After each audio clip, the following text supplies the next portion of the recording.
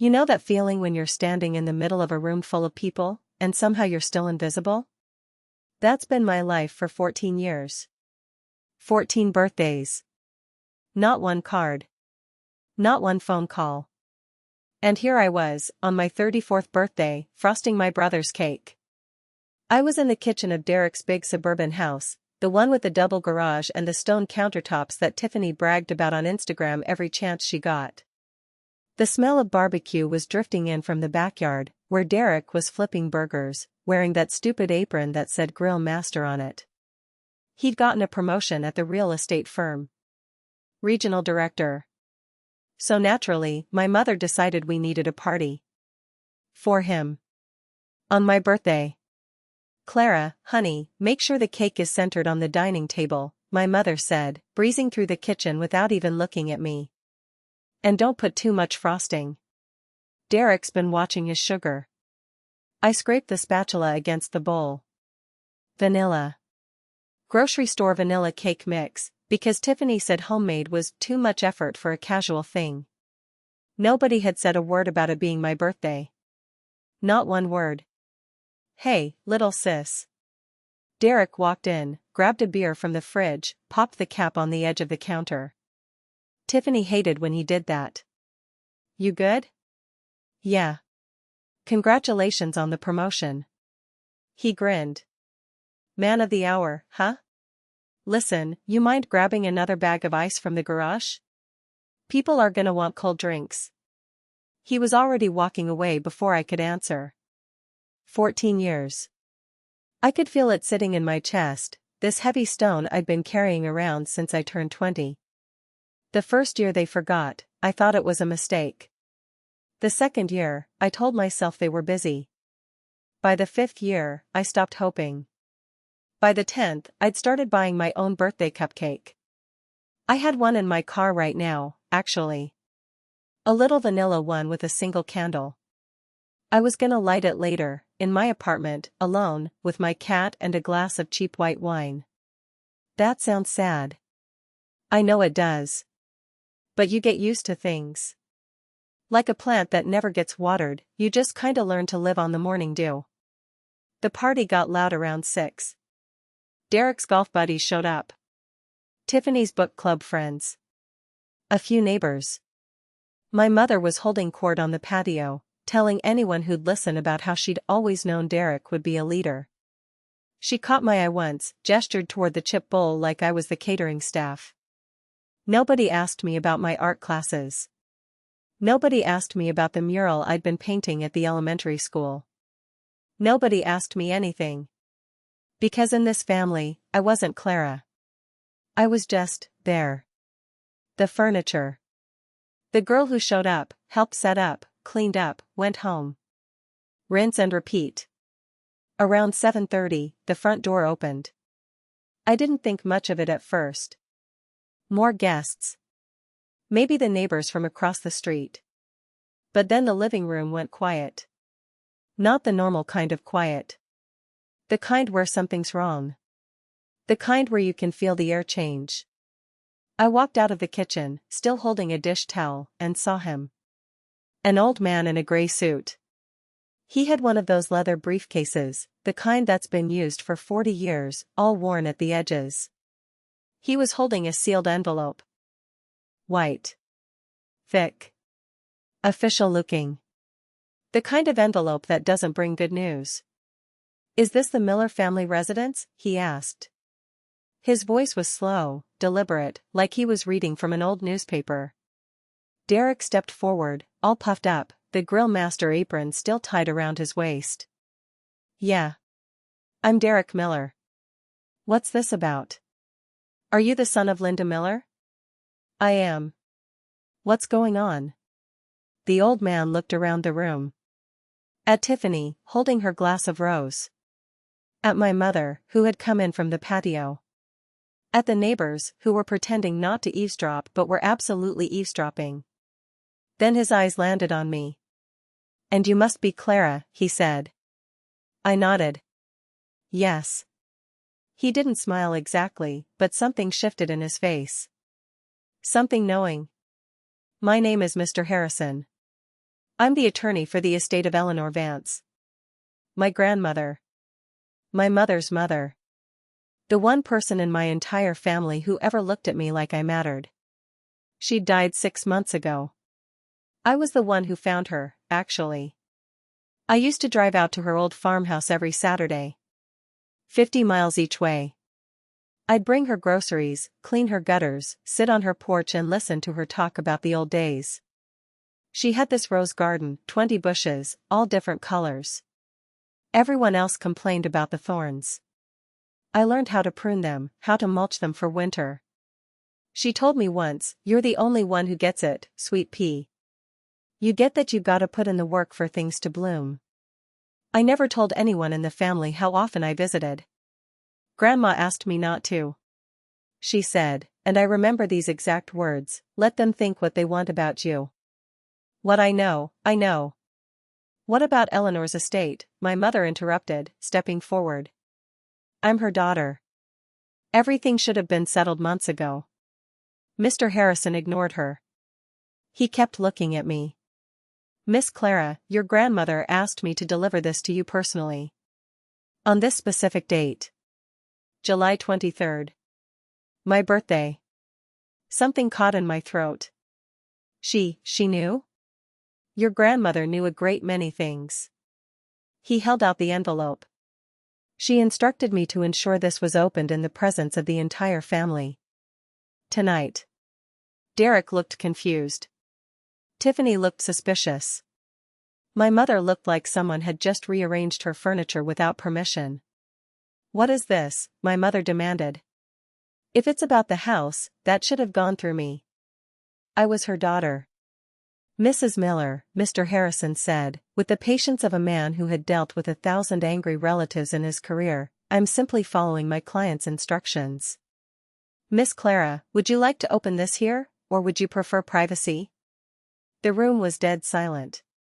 20 people, all holding their breath, all wondering what the weird old lawyer was doing at Derek's promotion party. I looked at the envelope. My name was written on the front in my grandmother's handwriting. I'd recognize it anywhere. That shaky cursive, the way she always put a little curl on the C here, I said. My voice sounded steadier than I felt. I'll open it here. Derek scoffed. Come on, this is ridiculous. Clara, what did you do? Did you get yourself written into the will or something? I didn't answer. I slid my finger under the seal and opened the envelope. Inside was a letter. Handwritten. Several pages. And clipped to the front, a single post-it note in my grandmother's writing. Clara, read this out loud. Don't let them interrupt you. Love, Grandma. I looked up at Mr. Harrison. He nodded, like he knew exactly what the note said. My hands were shaking. But I started to read. To my family. Derek made a noise. Half laugh, half snort. Oh, this ought to be good. Shut up, Derek. I said it before I could stop myself. The room went even quieter, if that was possible. I never told Derek to shut up. I never told anyone to shut up. But this time, the words came out hard and clean, like a door slamming. I am writing this letter from the kitchen table of my farmhouse, I continued. It is a Tuesday. The roses need deadheading. Clara will be here on Saturday to help me. She always comes on Saturdays. My mother's head snapped toward me. I kept reading. I have lived in this house for 52 years. I raised my daughter Linda here. I watched my grandson Derek run through the sprinklers here. But in the last 3 years, only one person has come to see me. Only one person has called me every Sunday. Only one person remembered my birthday, my doctor's appointments, the fact that I like my tea with 2 sugars and no lemon. Tiffany set down her rose. The glass made a sharp sound against the coffee table. That person, I read, my voice starting to crack, is Clara. Derek's face was doing something I'd never seen before. Something between confusion and fear. I've watched this family for decades, the letter went on. I've watched Linda dote on Derek while treating Clara like an afterthought. I've watched Derek take credit for things he didn't do, and I've watched Clara do things for which she was never thanked. I've watched you all forget her birthday, again and again, while she remembered every single one of mine. My mother opened her mouth. Mr. Harrison held up a hand. Let her finish, Mrs. Miller. I swallowed hard and kept going. Which is why I have decided to leave everything I own, the farmhouse, the land, the savings, all of it, to my granddaughter, Clara. In full. The room exploded. What? My mother's voice went high and sharp. That's impossible. Let me see that. Derek grabbed for the letter. I pulled it away from him, stepped back toward the dining room. The cake was still sitting there, the stupid vanilla cake with "Congrats Derek" written in blue frosting. Back off. Clara, don't be difficult. My mother was using her nurse voice, the one that meant she was losing control and hated it. There's obviously been a mistake. Your grandmother was old. She was confused. She wasn't confused, I said. She was the least confused person I've ever known. There is no mistake, Mrs. Miller, Mr. Harrison added quietly. The will was updated, witnessed, and notarized. It's ironclad. Tiffany, who had been frozen in place, suddenly found her voice. This is insane. Derek, did you know about this? How would I know? I haven't talked to the old woman in 2 years. She was impossible. No, I said. She was lonely. There's a difference. Derek's face went red. His hands were clenched at his sides, and for a second, I thought he might actually try to snatch the letter again. You've got some nerve, Clara. Showing up to my party, pretending to be all sweet and quiet, and all along you were, what? Seducing an old lady into giving you her money? I almost laughed. Seducing? Derek, I drove an hour every Saturday to clean her gutters. I fixed her porch swing. I listened to her stories about Grandpa even though I'd heard them 100 times. What did you do? He didn't have an answer. None of them did. The letter was still in my hands. There was one more page. I hadn't looked at it yet. It was folded differently, like she'd written it separately, at a different time. I unfolded it. My grandmother's handwriting was shakier here.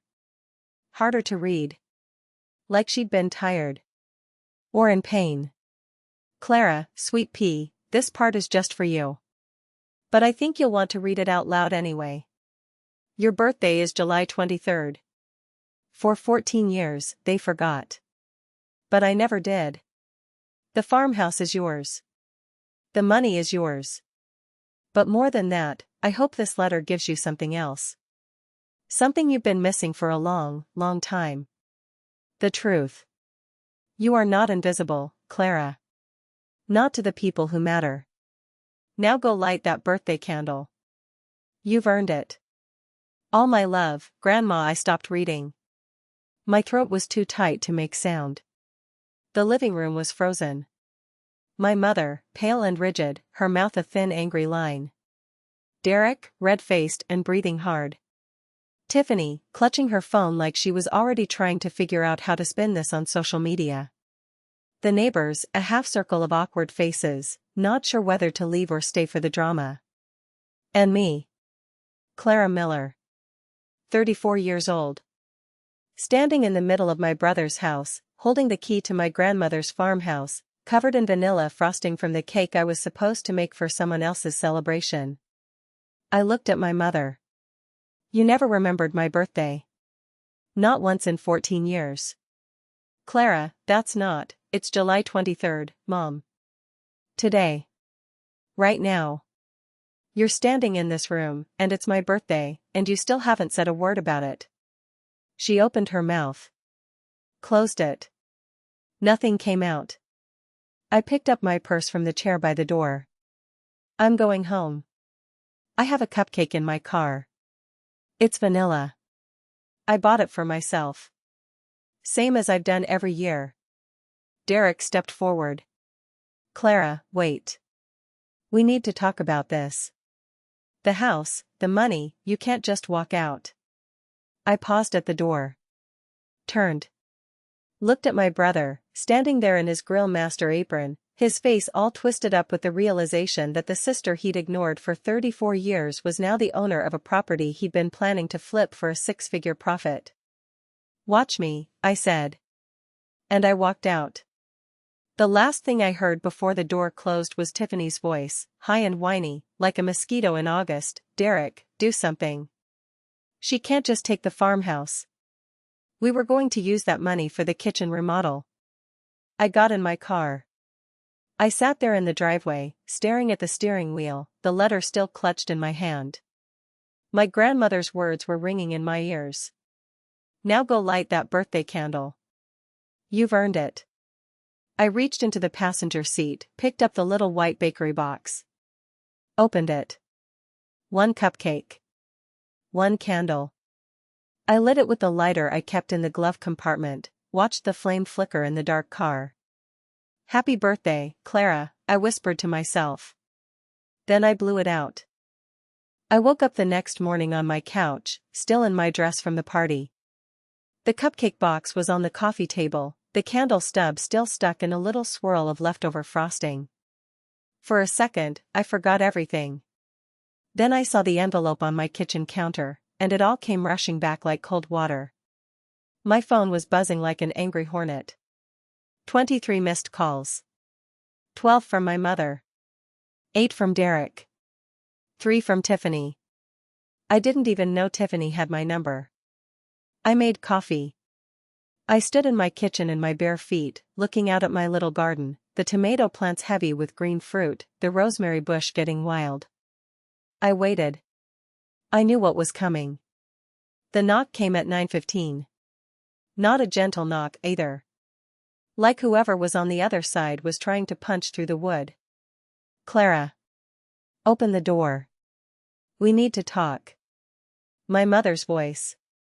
Sharp as a scalpel. I opened it. There they were. All three of them, standing on my little porch like a delegation from some country where I wasn't welcome. Linda in her Sunday church dress, even though it was Saturday. Derek in a polo shirt, his face set in that negotiating scowl he used at work. Tiffany behind them, arms crossed, her diamond tennis bracelet catching the morning sun. "You want coffee?" I asked. "I don't want coffee. I want to know what the hell is going on." My mother pushed past me into the living room. The others followed, like they were entering a house they already owned. Derek's eyes swept the room, my second-hand furniture, my bookshelves, my grandmother's old rocking chair in the corner, the one I'd spent 2 years restoring. "Nice chair," he said. "Isn't that Grandma's?" "It was," I said. "She gave it to me 3 years ago." "You were there. You said it was firewood." Derek's jaw tightened. He didn't remember. Of course he didn't. Mom sat on my couch like she was holding court. "We need to discuss this situation reasonably," she said. "What happened last night at your brother's party, that was ugly. We're a family. We don't do things like that." "What things?" I asked. I sat in the rocking chair. The old wood creaked. It sounded like my grandmother humming. "Dropping that envelope in the middle of everything," Linda said. "Humiliating your brother in front of all his colleagues. Do you have any idea how that made him look?" I took a sip of my coffee. "How do you think I looked? Standing in the kitchen, frosting a cake for a party I wasn't even invited to? On my birthday? Here we go." Tiffany rolled her eyes. She was still standing, like she didn't want to touch anything in my house. "The birthday thing again. Look, Clara, people forget birthdays. It happens. Adults don't make a federal case out of it." 14 years, I said. 14 birthdays. And not one card. Not one phone call. Not even a text message. But you know what? I got cards. Every single year. From Grandma. She never forgot. The room went quiet. My mother's face flickered, something between guilt and annoyance, like a light switch trying to decide. That's what this is about, Derek said. He pointed at the envelope on the counter. She turned you against us. She always had a soft spot for you, and she used that old farmhouse too, don't, I said. My voice came out quiet, but it stopped him cold. Don't you dare talk about her like that. She didn't turn me against anyone. She was the only one who showed up. When I had pneumonia 2 years ago, who drove me to the hospital? Not you, Mom. You were at Derek's lake house. Remember? She drove an hour in the rain. At 83 years old. My mother's mouth opened. Closed. You never told us you were sick, she finally said. I did, I said. I called you. You said you'd call back. You didn't. Tiffany shifted her weight.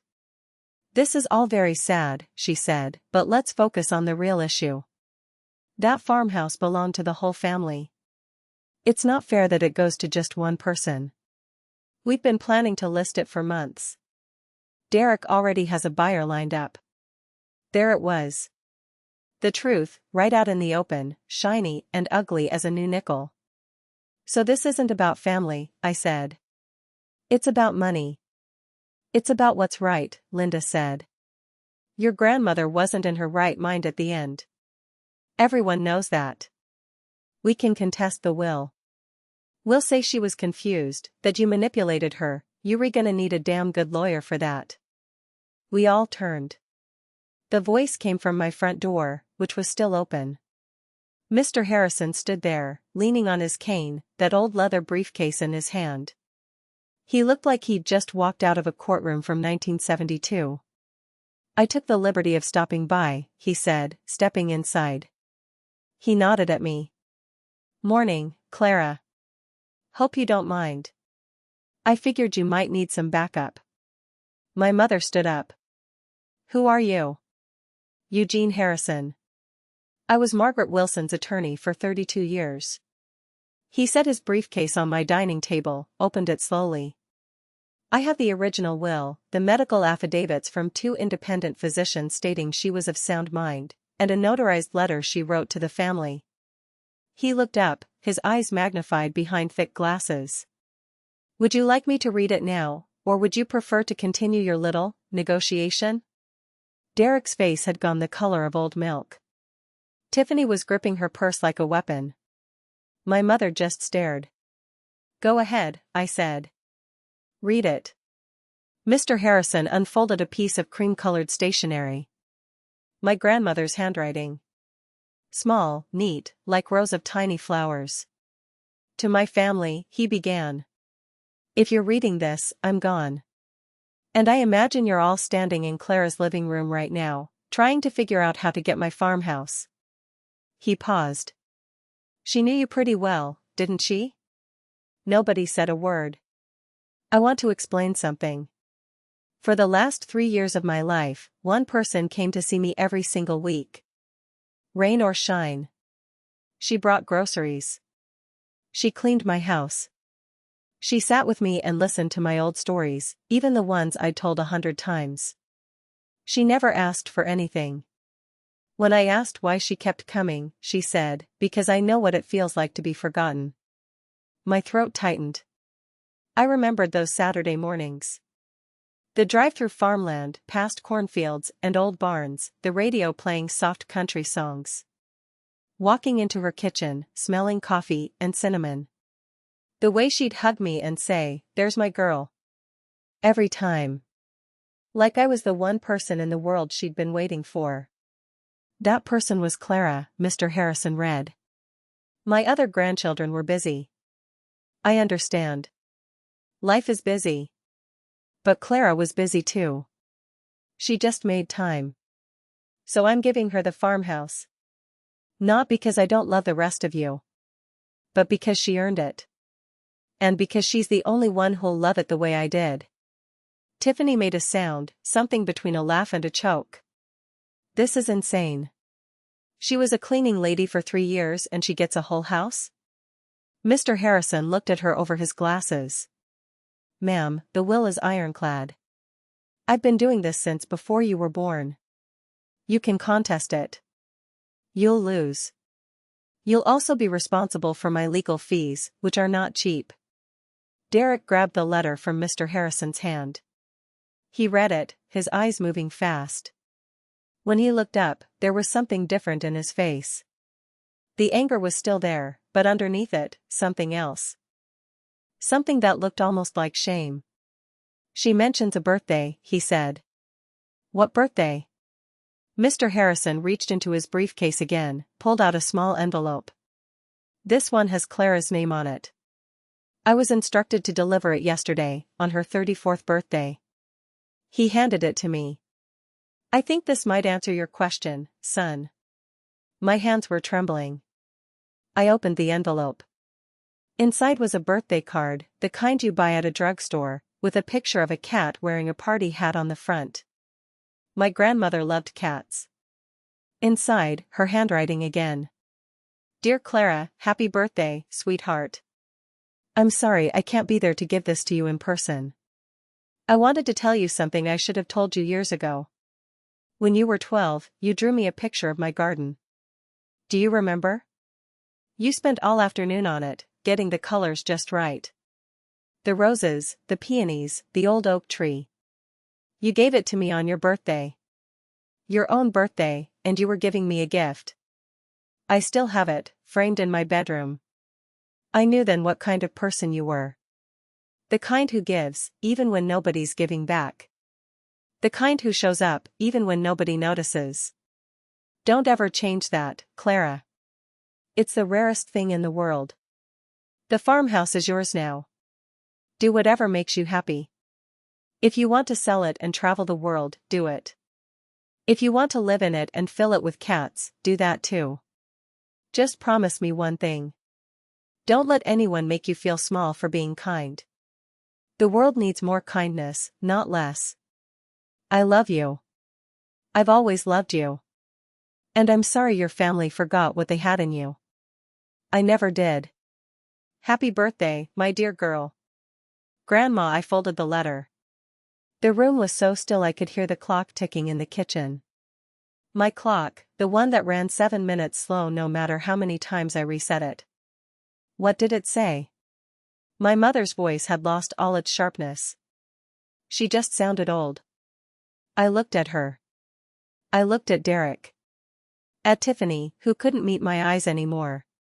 It said happy birthday, I said. It said someone remembered. Derek put the letter down on the table. His hands were shaking a little. I've never seen my brother's hands shake. Not when he lost his biggest deal 3 years ago. Not when his son crashed his Mercedes. Never. Clara, he said. Don't, I said again. Whatever you're about to say, you're sorry, or you didn't know, or we can fix this, just don't. I've been waiting 14 years for you to notice I existed. I'm not waiting anymore. The farmhouse is mine. Grandma wanted it that way. And you know what? I'm going to live in it. I'm going to fix up her garden. I'm going to sit on her porch in the evenings and watch the fireflies. And I'm not going to feel guilty about it. My mother reached for her purse. Her movements were stiff, mechanical. We'll talk about this later, she said. No, I said. We won't. I think we've said everything there is to say. They left. One by one, out the door, down the porch steps. Derek looked back once, like he wanted to add something. But Tiffany grabbed his arm, yanked him toward the car. Mr. Harrison stayed behind. He picked up his briefcase, gave me a long look. Your grandmother was proud of you, he said. She talked about you every time I saw her. Every single time. Thank you, I said. Happy birthday, Clara. He tipped his hat, something I didn't think people actually did anymore, and walked out. I stood there in my living room, the morning light coming through the windows, the smell of old coffee and rosemary.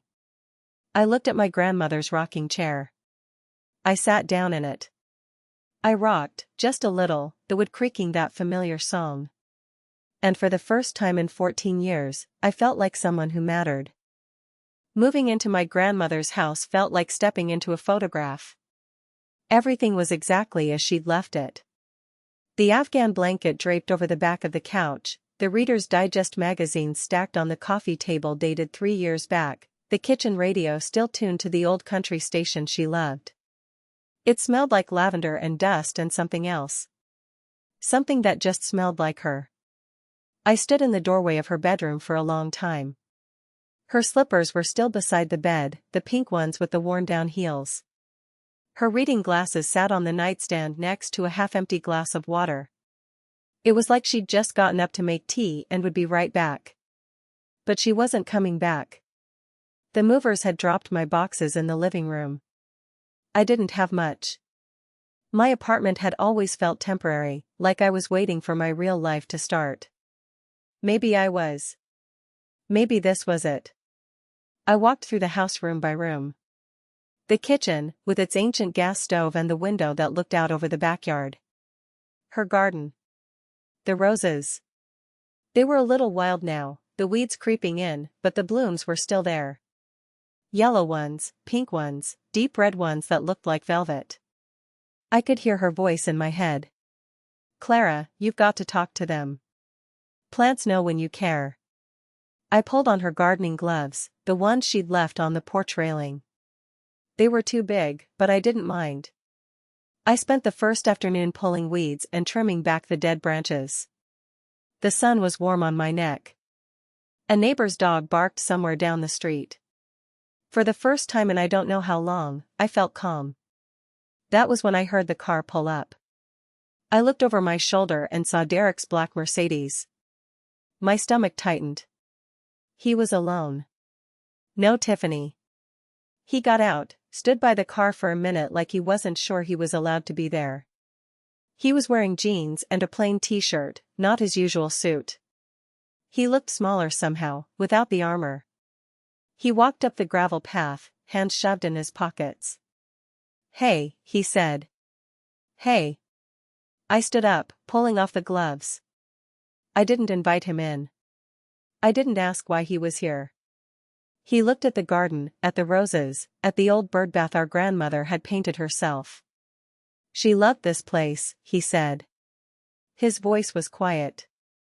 Not the loud, phone call Derek. A different one. Yeah, I said. She did. He kicked at a loose stone on the path. I remember when I was 10, he said. She taught me how to drive her old tractor out back. Said I was a natural. I ran it right into the fence. He laughed a little, but it died fast. I haven't thought about that in years. So why think about it now? I wasn't going to make it easy for him. 14 years of forgotten birthdays don't get wiped clean by one memory. He looked at me then, really looked at me. His eyes were red, like he hadn't slept. Because I'd been thinking about a lot of things, he said. About how when Dad left, Mom made everything about keeping us together. About how she decided I was the one who was going to succeed, and you were the one who was going to be fine on your own. And I just went along with it. It was easier. Easier for you, I said. Yeah, he said. Easier for me. He pulled his hands out of his pockets and just let them hang there. I'm not here to ask for anything. I'm not here because of the house or the money. I'm here because I remember your 12th birthday. That stopped me. I stared at him. You drew that picture, he said. Of the garden. You gave it to Grandma and you said you wanted to live in a house just like this one day. And I made fun of you. I said only old people lived in houses like this. You didn't cry. You just said, then I hope I get old. I remembered. I'd forgotten I'd said that, but I remembered now. I remembered Derek laughing, and Mom telling me not to be weird, and Grandma taking the picture and putting it on her refrigerator where it stayed for 22 years. I was a jerk, Derek said. I've been a jerk for a long time. And I'm not asking you to forgive me. I just wanted you to know. I remember. The dog barked again. A breeze came through the garden, shaking the rose bushes. A few petals fell. "Why now?" I asked. "Why not last week, or last year, or any of the years before?" He looked down at his shoes. "Because I've got a daughter now. Lily. She's 6. And last month, she drew a picture for me for my birthday. She was so excited. She asked me if I ever drew pictures for my mom when I was little. And I realized I never did. Not once." He met my eyes. "It was always you. You were the one who made the cards, who baked the cakes, who remembered. And I took all of it. All of Mom's attention, all of the praise, all of the parties. And I never once said thank you. I didn't know what to say. So I didn't say anything. I just stood there in Grandma's garden, holding her gloves, listening to a man I'd resented for decades finally saying the words I never thought I'd hear. "I'm not expecting things to change," he said. "I know I can't just show up and make it right.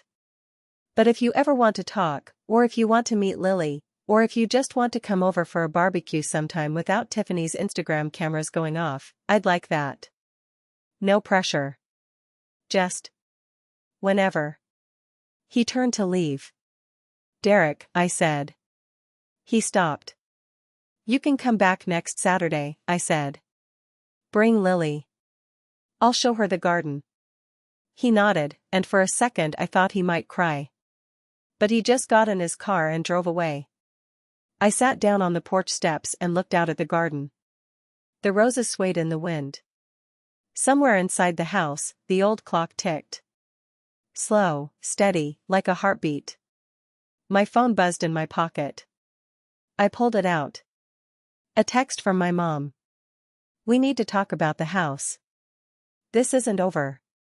I looked at it for a long time. Then I typed back. "Yes, it is. But we can talk about other things, if you want. I'm going to be living on Willow Lane now. The door is open." She didn't respond. Maybe she never would. Maybe some doors take longer to open than others. I went inside, poured myself a glass of lemonade from the pitcher in the fridge, and walked through the house one more time. In the hallway, there was a closet I hadn't opened yet.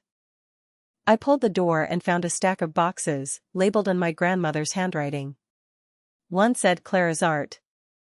Another said Clara's birthday cards. Another said for Clara, when she's ready. I sat down on the hallway floor, right there, and opened the first box. Inside were all the drawings I'd made her since I was 4 years old. Scribbles and stick figures and flowers and houses and a picture of her and me holding hands under a yellow sun.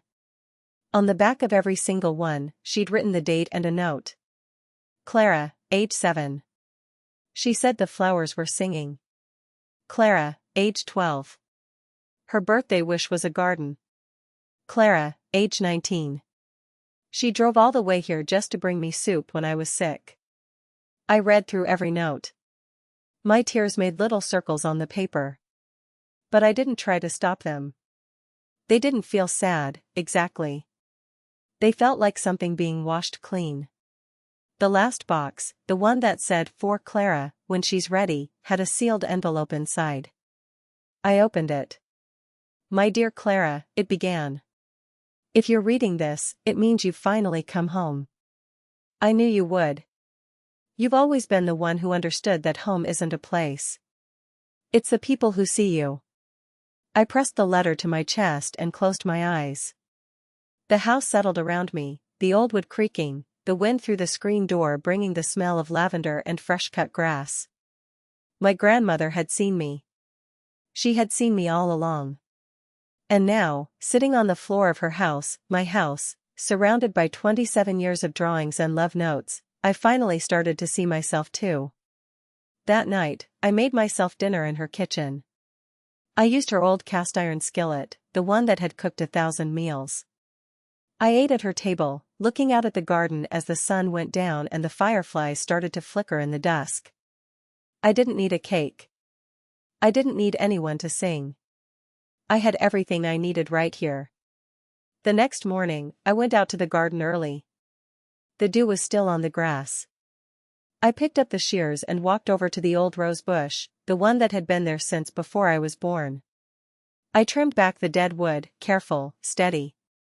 Talking to them, the way she taught me. A neighbor I'd never met stopped at the fence.